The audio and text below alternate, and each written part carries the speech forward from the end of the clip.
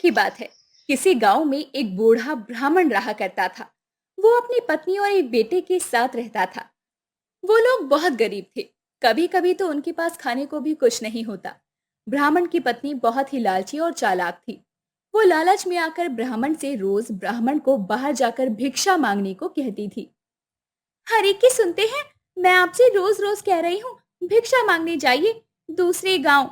हमारे पास खाने को कुछ नहीं है। हमारा बच्चा भूखा है। अब जाते क्यों नहीं? खाने पीने का इंतजाम तो हो ही जाएगा। मुझे परेशान मत करो। मैं जा रहा हूँ कमरे में जाप करने। ब्राह्मण अपनी पत्नी की एक नहीं सुनता और घर में बैठकर राम नाम का जाप करने लगता है। पत्नी की रोज रोज की किल्लत करने पर एक दिन ब्राह्मण अपना थैला उठाकर भिक्षा मांगने के लिए किसी और गांव चल पड़ा। चलते चलते ब्राह्मण जंगल की ओर निकल गया और धीरे धीरे शाम होने लगी और अंधेरा हो गया। अरे, लगता है सूरज ढलने का समय हो गया है। अंधेरा हो रहा है। चलो बैठकर थोड़ा जाप कर लेता हूँ। फिर ब्राह्मण एक पेड़ के नीचे बैठकर राम नाम का जाप करने लगा और सुबह होते ही वो पास के सरोवर में जाकर स्नान करके आगे गांव की ओर चल दिया। जब ब्राह्मण दूसरे गांव पहुंचा तो वहां पर ना तो कोई उससे कथा सुनना चाह रहा था और ना ही कोई उसे भिक्षा दे रहा था।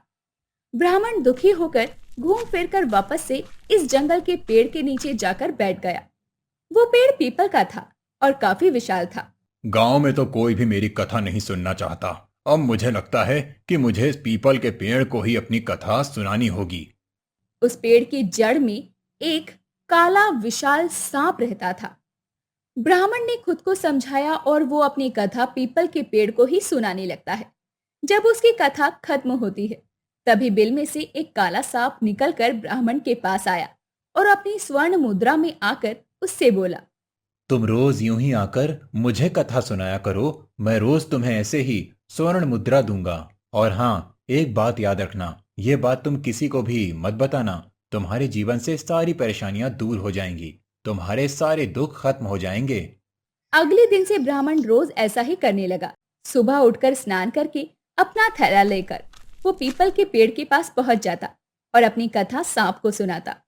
कथा सुनने के बाद रोज फिर सांप ब्राह्मण को एक मुद्रा भेंट में दिया करता।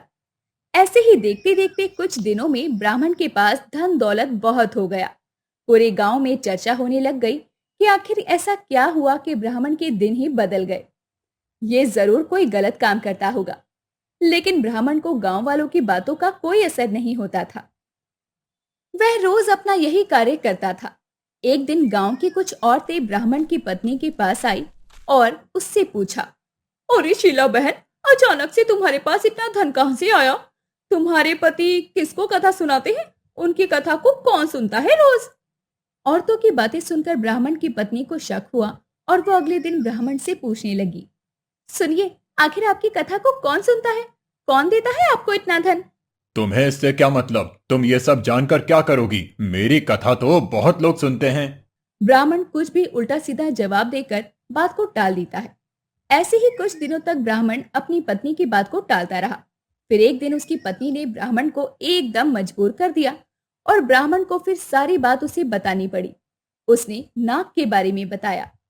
ब्राह्मण की बातें सुनने के बाद उसकी पत्नी के मन में लालच पैदा हो गया और फिर एक दिन उसने ब्राह्मण के खाने में नींद की दवा मिलाकर उसे सुला दिया और अपने बेटे से कहा, भोलू बेटा, तुम पीपल के पेड़ के पास जाओ और वहां जो नाग रहता है उसको मारकर उसकी सारी संपत्ति ले आओ। ठीक है माँ। अपनी माँ की बात सुनकर भोलू पीपल के पेड़ के पास गया और वहां बैठकर किताब खोलकर कथा सुनाने लगा। कथा समाप्त होने के बाद वो सांप गोलू के पास आया और उसे स्वर्ण मुद्रा देने लगा। तभी भोलू ने कुल्हाड़ी से नाग पर वार कर दिया। तभी नाग की पूंछ कट गई और नाग ने पलटकर भोलू के पैर पर डस दिया। वहीं ब्राह्मण के लड़के की मौत हो गई। दूसरी तरफ घर में जब ब्राह्मण उठा तो उसने देखा कि उसका थैला और किताब गायब है।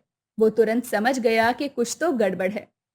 वो तुरंत ही पीपल के पेड़ के पास गया और उसने वहां देखा कि उसका लड़का तो मरा पड़ा है। वो रोने लगा। तभी नाग ब्राह्मण के पास आया और उससे बोला, ब्राह्मण, मैंने तुमसे क्या कहा था कि स्वर्ण मुद्रा वाली बात किसी को मत बताना, लेकिन तुमने मेरी बात नहीं मानी। अब तुम यहां से चले जाओ। तुम्हें तुम्हारे पुत्र के मरने का दुख है। तो मुझे मेरी पूंछ के कटने का दुख है। मैं तुम्हें श्राप देता हूं कि तुम्हारी संपत्ति जो मेरे द्वारा दी गई थी वो सब नष्ट हो जाएगी। ब्राह्मण बहुत दुखी हुआ और रोने भी लगा। वो अपने पुत्र को लेकर घर वापस आ गया। देखा तुमने, तुम्हारी लालच की वजह से क्या हुआ। हमने हमारा एक लौता पुत्र खो दिया और हमारी सारी संपत्ति भी नष्ट हो गई। मुझसे बहुत बड़ी भूल हो गई, मुझे माफ कर दीजिए। दोस्तों, इस कहानी से हमें ये पता चलता है कि लालच एक दलदल है जो हमें विनाश की ओर अग्रसर कर देता है।